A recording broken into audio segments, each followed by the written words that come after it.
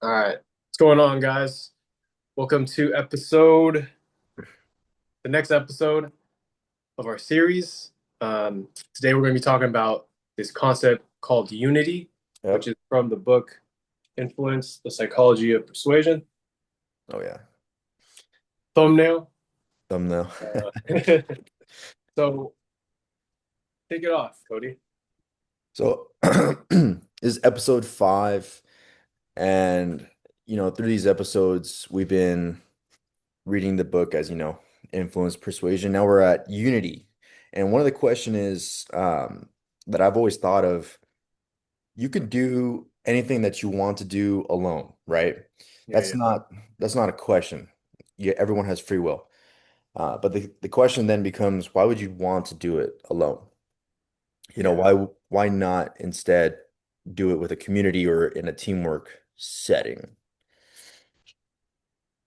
I Exactly. think, for me, um, every time I went and I achieved something, it was usually because I was around people who influenced me that were also trying to achieve the same goal. Like when I first started working out and lifting, I was around people who lifted, you know, who worked out. I remember Yeah. first getting to the high school, and my buddy, he's a good guy. We're still good friends to this day. He invited me to the weight room. I didn't know jack shit about working out or anything. And Yeah. I said, "Hey, why not?" Because I was around him and other people who also enjoyed lifting, I just kind of stuck with it, man. Like I didn't go into working out with the mindset that I wanted to create this bodybuilder physique or I wanted to hit these PR numbers. It legit just started with the people around me. And so I'm kind of curious, like, what are a couple examples from Yeah, your yeah. life that could really drive home the point of why unity is so important and how it affects us. Well, as you were talking about that, what came to mind was whenever you're joining a group, you're going to be holding each other accountable, aka the podcast, right? Always Hmm. accountable. You're always going to be held accountable to the little actions that lead up to that event of what you're going to be doing. So when you're lifting or when you subscribe to a fitness community or a group, you're literally just going to be like texting each other the day before, "Hey, do you have this ready? Do you have this ready?" And then soon that becomes your action. And then you're just doing all of whatever that activity is, and then you become it, right? Yeah. So for me, the the group that I subscribe to is fitness. And that how did that start for me was football when I was in high school. I remember well, high school football starts when you're a freshman, right? When you're like 14 years old. But before that, it was when I was 13, eighth grade, we were in PE class, and I remember I was always into fitness, but I didn't join a group. I was just doing it on my own. I was the guy in PE just running laps. Like I was creating this environment for myself. But I realized I was like, there's no group that I'm attached to right now. Like I want to be part of the sport. Yeah. I don't know why, but I was like, I need to join a group. So I was like, I really want to play football. So what happened was I joined that team, and literally that set me for the rest of my life of what type of group I want to be a part of, like that team environment. What position were you in? I was a middle linebacker when I was in football. Yeah, I just want to add that, like, when you're in those type of environments, um, it almost becomes your identity, at least for that season. In that part of your life, you consider yourself a football player in the yeah, sense. And I think that is super important because it allows you to really dive deeper into those ventures, so to speak. Like yeah, when I was working out and weightlifting for the first time and I really started to get into it, I thought of it as like, oh, I'm a guy that lifts. That's my thing. And Yeah. it, that sort of became who I was. Now, it's also important to know that all of us have different seasons in life. And so, depending on each season that we're in, our identity is also attached to that thing. Yeah. So, in one part, we're a football player, and then the next part is why don't you talk a little bit about that actually? Because that's your Yeah. your story. Yeah.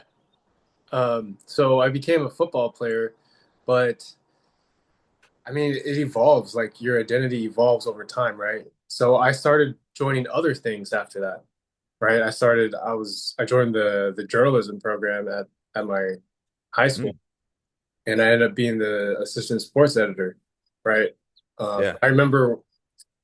So this is about unity and identity and joining groups. I remember I was so sick and tired of not knowing how to write my thoughts down, Mm, and I was like really bad at it. And I was like, what group can I subscribe to in yeah. this area of high school that can help me write better?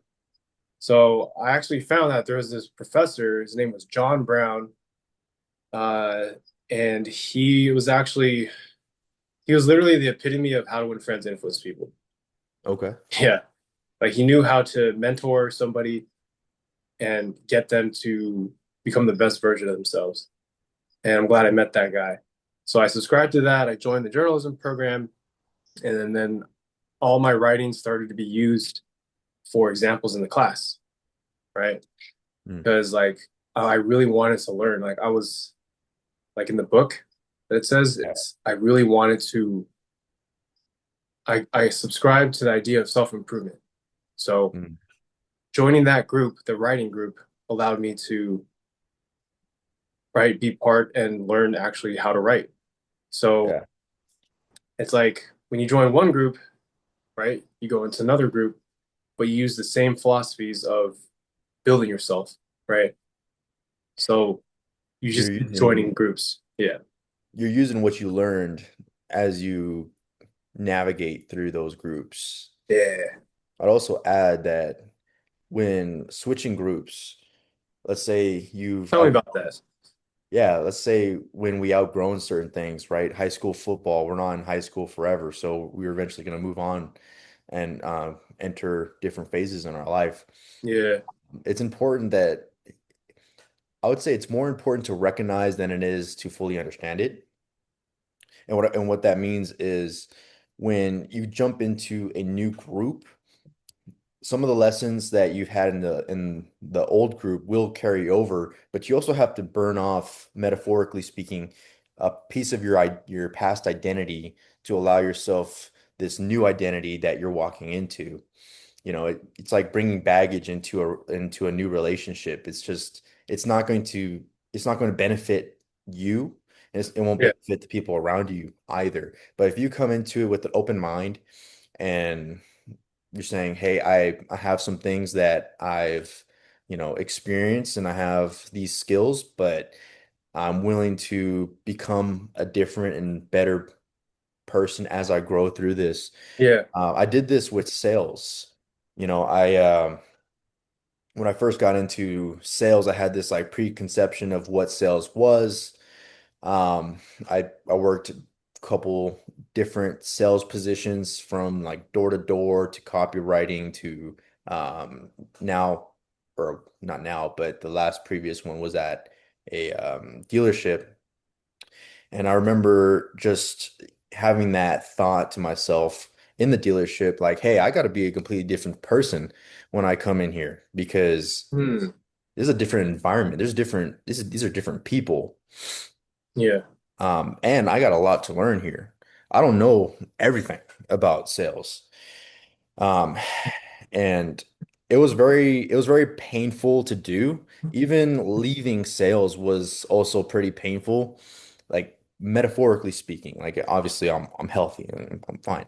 Yeah. But detaching from your past identity and saying that that is no longer who I am, this is not who I am.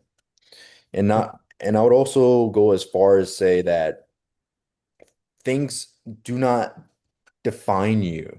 Things don't define you. You define yourself. and we're in a constant battle of Mm. the world pulling us to be normal Yeah. and to Yeah. dumb down our Yeah. uniqueness. So that brings to mind it's when you transfer groups, you're taking with you the best parts of it. However, I feel when you transfer groups, you're just evolving. You're evolving into, Yeah. it's not that you changed the group and that your whole identity's changed. Well, I think it's more like you changed groups, but you're Mhm. taking from that other group the same characteristics of how to self-improve. So in any group, there's always like the highest guy doing the thing, and there's always the lowest guy, and there's the guy that just does what he can to stay in the group, right? But there's always the high achiever. Right. Oh, do you feel that? Yeah, I do. Yeah, I do. I do see the hierarchies in each group. Um, yeah, and that's a really good point when you pointed out you're actually evolving. Um, because when you step into that new group, yeah, you see the hierarchy and you also decide like where where you fit in as far yeah, as like what you want to achieve. Like, do you want to be the best 100% top dog? Then there's certain things that yeah, you have to learn and put yeah, yourself in so that you can get those opportunities. Or if you're going into a group and you're just like, man, I don't really care. It's just I'm here for whatever reason. yeah, You're going to act accordingly. yeah, yeah, yeah. I see what you mean. And one thing what brings to mind is throughout my entire life, I was always part of some type of group, but I always wanted to be the one starting the group. I don't know why. Um, Hmm. Interesting. so an example is when I joined Scouts when I was younger. Um, thank you to my mom who decided to do that for me. Uh, Shout out to moms. Shout out to mom.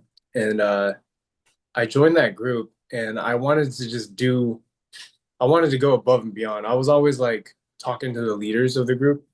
Yeah. I remember I was like 10 years old, and I became I didn't finish Scouts, by the way, but I became the youngest senior patrol leader in that group at 10, which was pretty cool. I earned that right to do that because I was always, the one planning the events, planning the camping trips, leading by example, trying to become an exemplary model of what a scout should be like. Yeah. And yeah, Born leader, man. yeah, You're born leader. I wanted to do that. Mm. And that's where I learned where how to start a group was all about. It was like, yeah, you were unfavorable for doing the right thing, but at least you did the right thing. You know what I'm saying? That you felt was correct. Yeah. That's a really good point. You mentioned it was unfavorable, but you still did the right thing. I That remember those times. Yeah. I remember when I worked at a pizza sports bar restaurant. It was Yeah. my best experience I've ever had. Great boss, great people to work with. And I remember being the general manager and my boss, shout out to Travis, by the way, if he ever sees Shout this. out to Travis. What's up, T? Um, he was expressing his concern of how he would like the restaurant to run. And the biggest thing was that he wanted everyone to be cross-trained um, so that if we needed someone to help in an area, there wouldn't be a bottleneck. And so he's just expressing his concerns. And I'm like, this is what I said. I said, T, just be straight shot with me, man. What would you like to see in this restaurant? And I'll make it happen. Mhm. He said, all right, I want everyone to be cross-trained, um, so that we have more versatility. I'm like, all right, I'll make it happen. I didn't really know at the time how to make it happen, but I just knew that, all right, that's what I'm gonna do. Tell me about that. What is cross train? Cross-train just means that you're trained in multiple areas so that if there's help wanted in one Okay. station, that person can go in and do that station. All right. So in that restaurant, we had cook, cashier, cook, bartender, um, toppings, and dough beater, if you want to think of it that way, because there was a lot of pizza. Yeah, yeah. So, anyways, for the sake of brevity, I went ahead and I basically gathered the troops, all the employees. I think there was about like 10 10 total of us, not Yeah, yeah. including the assistant managers. And I started pulling people from different stations and having them go into um, stations that they weren't trained fully at so that they can learn and get that experience. And what I had to do that caused the most controversy Yeah, among my yeah. peers was, um, before that, I was always very helpful. So anytime that there was a bottleneck in the restaurant, I was there. I made Mm. shit go super smooth, Yeah, super yeah. fast while maintaining quality. And I knew that I'm like, all right, well, if I want everybody to be cross-trained, I can't do that. I got to take a step back and allow them to Uh, figure out and swim. Intentionally, like strategically, Hmm. you had to do that. Yeah. Yeah. But as you can imagine, they didn't like that because they thought they started thinking, well, Cody's not doing anything. You know, He's they always say that. I noticed that in every leadership setting. They I always say that. Like there's talk. heard a really good person say this. It was they don't see they only see the decisions we made, not the choices we have. Yeah. They just see what was done, Exactly. not Exactly. the reason behind it. Exactly. So they thought that I was just a lazy piece of crap who just didn't do anything. And given Yeah. I was still working, just not to the degree that I was at, which was Yeah. 110%. And now I was doing 50%, but I was working a lot on behind the scenes type of thing. Um, and working more bartending Yeah. type of job. And it was about a month and a half of that. The employees really did not like me. They loved my boss because he was the owner of the actual restaurant. So Yeah. I told him, I'm like, I'm going to take the heat for this. I have no Yeah. problem doing that because I know that this is actually going to After be, that, huh? what happened after that? When you did you was that successful that approach? So Like, I'm getting into that. okay. I'm getting the heat for all of this. He's getting the praise, which is what I wanted. About a month and a half later, everyone's cross-trained. We got a meeting with all the managers and we just discussed everyone's performance. And I told him I was overjoyed to let my boss know that everyone's cross-trained now. It's Ev- good. Everyone knows what to How do. long did that take? Month and a half.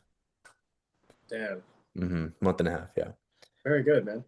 So the day after, I'm back at 110%. Now I'm helping. Now everybody's like, whoa. Oh my God, really? Like an actual shift change. Yeah, they're like, yeah, oh my God. I don't know what you did, but the whole thing, you just did a 180.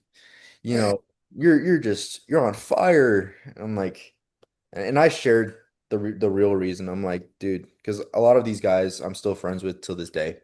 Oh shit. And I told them, man, I'm like, dude, I knew that I was more than capable of running this with, you know, very little help. But that wasn't the point. The point was to make sure that you guys could run this if the owner was gone, if I was gone, if the manager Yeah. was busy. System. We That's created really the good. system. exactly. Hell yeah, dude. They're And pretty happy. since that point, dude, the restaurant ran beautifully. We would get slammed on weekends, and we handled it. We handled it, man. I mean, if you ever see the inside of a restaurant, Yeah, sometimes they have like these places where they put these receipts or these tickets yeah. of what they're cooking. I used to work at a restaurant. Yeah, yeah. Yeah, so we had a whole thing next to the ovens, and the tickets would just be piled Yeah. all the way through, man. Literally, oh shit, they're out the door type of restaurant. Yeah, Yeah, yeah. that's But man. And what you did was did you hold certain people accountable to run like if there's certain their mhm. is that what you did? Like you found like a go-to guy or something? Yeah, if they really needed help, I was there. So I didn't let them, I didn't just like throw them to the wolves. But Yeah. we had this like chicken broaster that would fry our chicken. And that's just an example. But say one of the employees didn't know how to use it. I had a couple that didn't know. For their shift, I would move them from, let's say, like toppings or like cooking pasta or whatever, and then I would have them only do broaster. That's it. Like I For their just want, shift?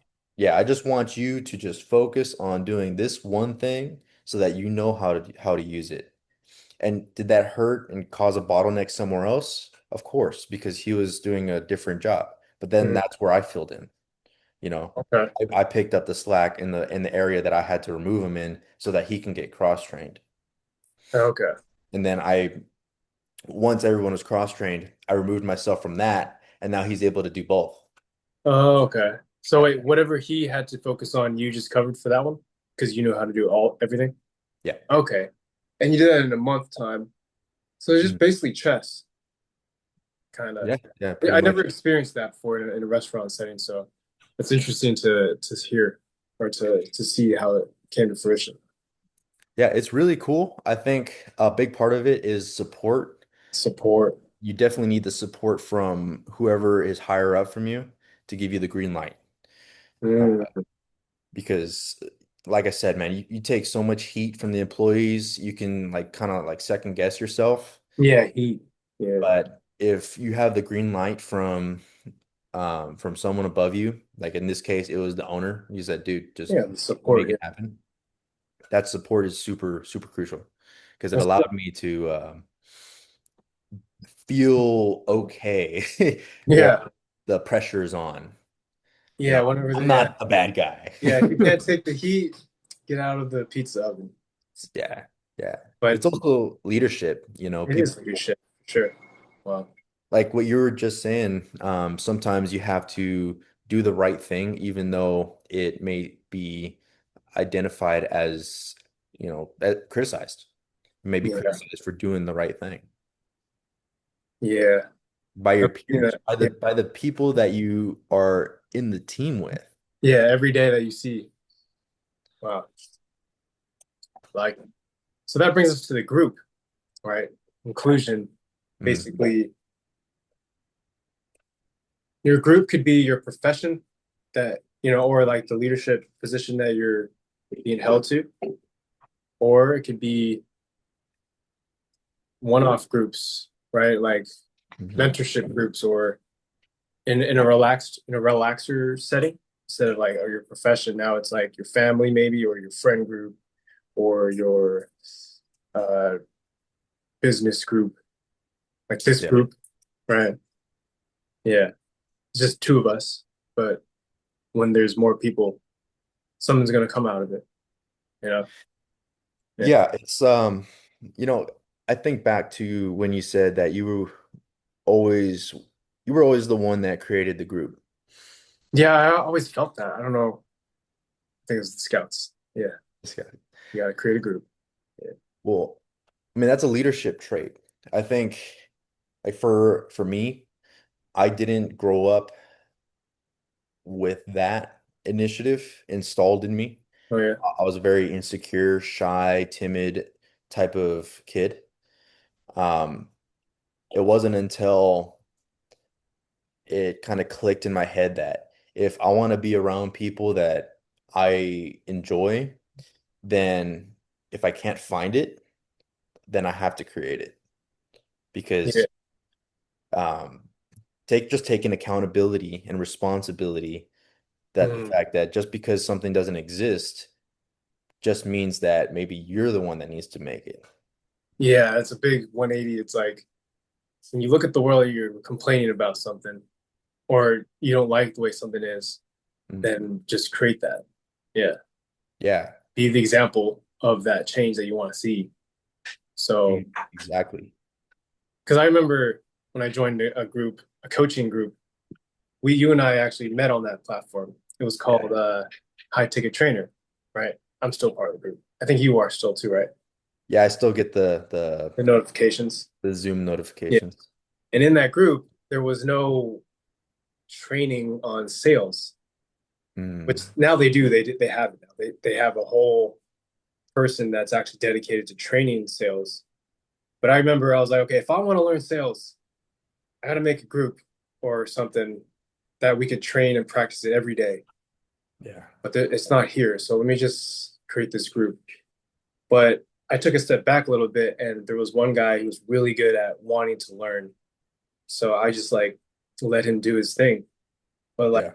and how I did that was I saw what made that person proud to be like alive. And I was like, all right, I'm gonna let him take that shine so Mm. that the group could like flourish. Because sometimes I can't be there. So I was like, Right. all right, let me just give it to this guy so the group could be alive. And then that allowed me to learn sales better. Mm. So because now that there's this community, Mm. um, everyone's bringing different sales ideas and like teachings, and I'm just like looking at it. I'm like, wow, I created something where I could learn sales with just a bunch of people that want to learn sales. So it's like Yeah. cycle. Yeah. 100%. And since we're on the topic of sales, Yeah. during my car sales, I actually got a mentor because I was doing so badly in car Good. sales. You got to do badly forward. Yeah. And it may be different for other dealerships, but the dealership that I was at, we had monthly meetings and weekly meetings that was designed to kind of sort of help you with sales. But it was very fast. It wasn't really too in depth. You would have to like go out of your way. But there's a whole it's a whole thing because like some the managers really preferred the females. I think that that's a really great advantage for the females. If you have a Yeah. male A way manager, of sales. Yeah. take advantage of it. I know a few females that definitely did. Hey, sales is sales. It's a game. Yeah. Um, so it put me in a position where I had to find somebody that was willing to teach me. And one, I had my mentor, JP, and then I even went on to go ahead and I even purchased sales consulting from these sales leadership uh, people. And they told me a lot of good tactics. I incorporated it into my day to day where, all right, now I have kind of a group going on where they have experience in sales, wildly successful in sales, and they're guiding me. And Yeah. that group was super it was very beneficial for me because my sales grew. I started You incorporating. literally became part of that, whatever that group identity was. You just like, once you joined it, you now instead of like, oh, I don't know how to do sales, now it's like, now I know how. Yeah, it's like there's always a learning curve to something where you're Yeah. having to figure out before you get to where you want to go. Yeah. But if you find somebody who already is there or surpassed it, they can just tell you, "Hey, take this turn," and make the whole process Yeah. streamlined. But you can't do it yourself because you're in your own thoughts and you're guiding you, right? Or What what? was it? What's the question? You can't really like do you can't really just like I mean you could learn sales yourself, but what was the benefit of you joining a group to learn sales? you They know? gave me the shortcuts. They Uh, gave me the lessons that they learned from their failures early on so that I didn't have to fail as much. oh, I still failed a lot, you failed less. but I failed less. Yeah, a The lot less. quality of your failures was a lot better Well, because you learned. they taught me what to look for in my failures. And I think that was the biggest help because everyone fails, Yeah, especially in sales. And when you fail in sales, you kind of are in this like mode of like, what did you do wrong? What did you say? How did you come off? yeah. And having someone who has failed plenty of times, they are there to tell you, hey, you failed because of this. And They you're know like, exactly what it is. Yeah. yeah, it's like an aha moment. And They've seen it time and time again. I know what this is. exactly, exactly. So you're much more prepared to know I like that. that's what you need to fix. Yeah. Yeah, yeah. This Like, has inspired me, bro, sorry. This has inspired me to like trust investing in a group more. yeah. Whatever it is I want to learn. But go ahead, what you're saying? Yeah. 100%, man. It's helpful. Like any, oh, that actually brings up another idea. Not only does it help you figure out your failures, but it also helps you keep going when Definitely. when you are failing. Because Definitely. I mean that feeling sucks. And sometimes if you don't have the right support, I guess people call it like support network. Yeah. You just want to quit, you just don't want to do it anymore, whatever the case may be. But if you have a group that is all towards the same goal or just similar goals, it's just a normal day. You're like, you know what? I failed, so Yeah. what? So what? Yeah. Exactly. Like in car sales, when I didn't make a sale, I'm like, fuck, man. I should be doing better, figuring out what I need to work on. And I feel like shit. And then I talk to my other coworker and they're like, yeah, I lost 2 sales. And I'm like, okay, I'm not the only Yeah, one. you're like measuring your your uh your outputs a little bit and within the group, but that group is an incubator and indoctrination like to be like, all right, it really helps you keep going, like you said. Yeah. Yeah, yeah. And there may be a salesperson who sold 3 cars that day.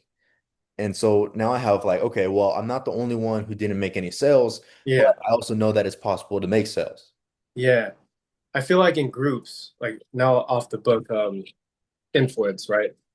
With groups, it allows you to like not only just keep going, but like to trust, like, all right, and to measure yourself to others in that group. Man, this reminds me of like when I was studying engineering or still studying engineering, right?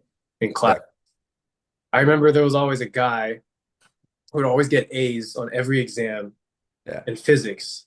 And I was like, fuck. Sorry. I want to get an A and I want to beat this guy, but that's good because it allowed me to study more, to study better, to read the yeah, textbook. That's all what engineering really is in school setting.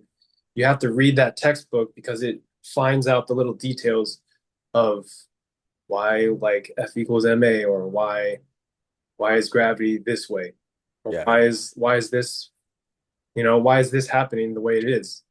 So Or why the matrices work the way that they work. yeah, like why is it that way? So I remember I did that, the storytelling, right?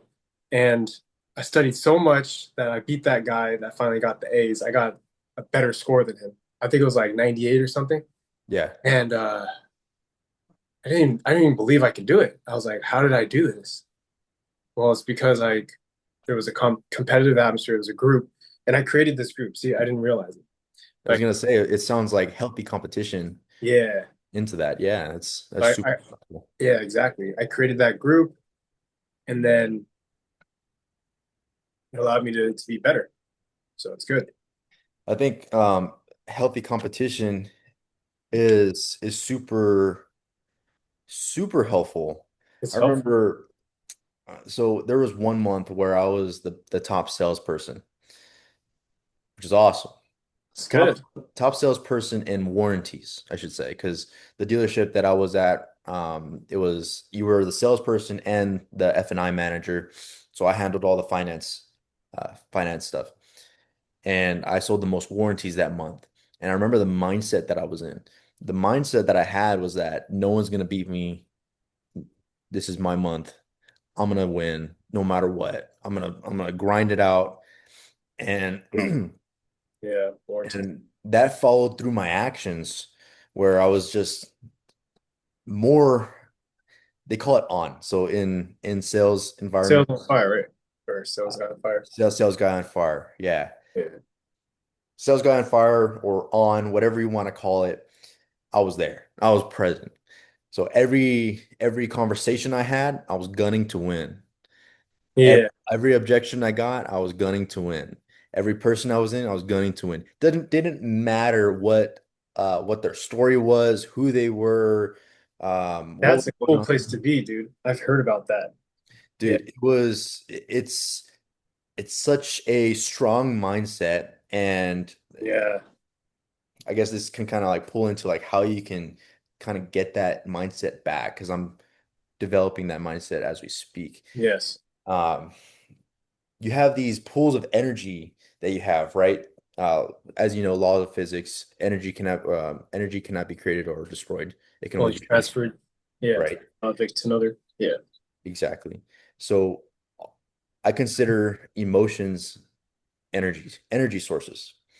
And it if is. you can if you can turn that emotion into a directed energy source, especially a positive energy source, then that's going to pay you in dividends. And that's what I did during that time. At the time, I was just mad at myself for the lack of sales that I made the previous month. So I just got so directedly angry Yeah, at my goals, if that makes sense. So I just your put inputs. Yeah, my entire anger towards gunning for that goal. I would, nice. when I felt tired, I would just get angry. When I felt sad, I would get angry. If I felt happy, I would get angry. Yeah, it sounds like an addiction to self-improvement, which is good. It Yeah, is. It is. And look, I think in social media or just in the world we live in, yeah, people yeah. say that for men, anger is something that you should suppress, something that you shouldn't feel, something that you shouldn't do be a Transfer. part of. Yeah. And I don't believe that at all. I think that anger is healthy if you direct it to the right places. And Yeah, I for think that change. suppressing anger can only last so long because when you suppress anger, it explodes in moments that you didn't want. Versus Yeah. if you controlled your anger and you directed it, you have a more regulated type of internal system. Mm, yeah, You can still be angry and not be destructive. yeah, And I think that that's just like the yeah, society just can't understand that for yeah. whatever they Chime want. into it, man. This is Yeah. your moment. It's like, yeah, like whenever like things go like different for me when it causes me to be angry, I literally just sit there before I start acting. Because you Mm. already know if I do something bad, it's like you know you're this ego part of you. If I do this action, it's not gonna go well for the next week or something. So you just Right. sit there, sit it. I call it staying in the pocket. I talked to my manager about this Yeah. in like self improvement in my profession. I got Mm. to stay in the pocket of the heat. I just developed that phrase. It's like let me cook here for a second, you know. Yeah. Yeah. So and then make the decision, right?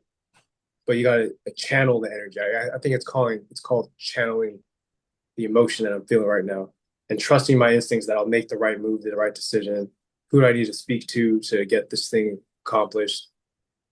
And Yeah. yeah, I think it's also very important for men in general to learn how to use their anger yeah, in a positive way. Um, because man, how good can you use the feeling of sadness, right? there's a lot of energy in that, but it's really just like a pity victim mentality type of emotion. But if you turn it into anger, man, you can use anger for a lot of things. Here's a fun fact. I hit a PR 315 Savage. few days ago. Yep. Hmm. Yep. And I'll be honest with you, man. I wasn't expecting to hit bench or workout at all that day, but I was just so angry. I was so angry about something. And I'm like, dude, I got all this fucking energy. I have to fucking hit it. There's no Yeah. way, you know? Yeah. And then I went to the gym and I warmed up with the bar, then added a 45, then added a 45, then added a 25.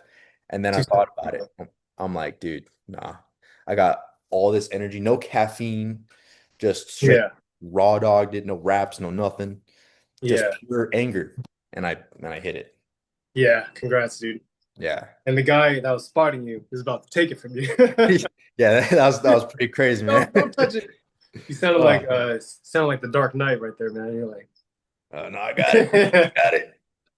Oh man. If you would have touched it, I would have just done it again. Like honestly. yeah, Like, all right, take two steps yeah, back. yeah, Yeah, but yeah, that was good, man. But that's a good example of channeling and directing your anger. I think uh, actually I know for a fact the reason why I lost all the weight from being 300 pounds to my lowest 165 to building up bodybuilding and everything in between was from anger.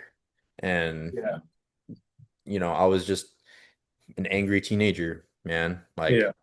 I would always be like the timid kid and everything. Yep. Um, and I would overeat, overindulge, but it was because I just didn't like myself.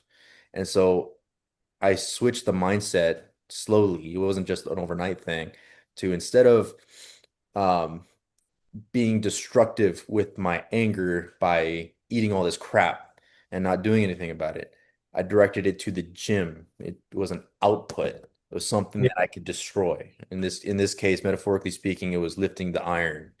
You know, pick big rock up, put big rock down. And that was like that sold me. Interesting. Yeah, interesting when you want to make that change by joining a group. That's true. Yeah, Yeah, the influence was also just as powerful. yeah. The influence, powerful levers of influence that are pulling on you, and you didn't even know it, but you knew you needed to get there, but you didn't know how. So joining group settings is one of those levers of Mhm. influence to the chapter called Unity. I agree. I Like agree. you felt like you were part of that group, and you wanted to change. You didn't know how you're going to change, but you knew for some in the back of your head, I have to do this, which is a good place to be because that's what life's all about. It's something that you're drawn to, that you want to change for yourself. It's good to use unity so you Mhm. can change and influence yourself. Yeah, yeah, man. Um, I even add like now that I I'm into going into motorcycles more seriously. Yeah. I even have my cup as a Now you're motorcycle. just becoming it. You're I'm becoming. becoming it. But the first thing I thought about was like, who else drives motorcycles? Like who else can I like share um the passion of motorcycles with? And so I started to look at different groups. I don't know if I told you, but I'm going into Harley and Kawasaki for Yep. versatility. You told So me. Yep. I can still be either or. I can work on either or bikes. I can help either or type of person, and I can be whichever one, whichever group, help the group as much as possible. That's also the main thing is that if you're going to be a part of a group, aim to add value to that group. Try Oh, to give more than what you get because that's great. Yeah. if you have that mindset, you're really just adding into the pool. Like you're creating a bigger, better group by putting more value in. Yeah. You're so right. Yeah.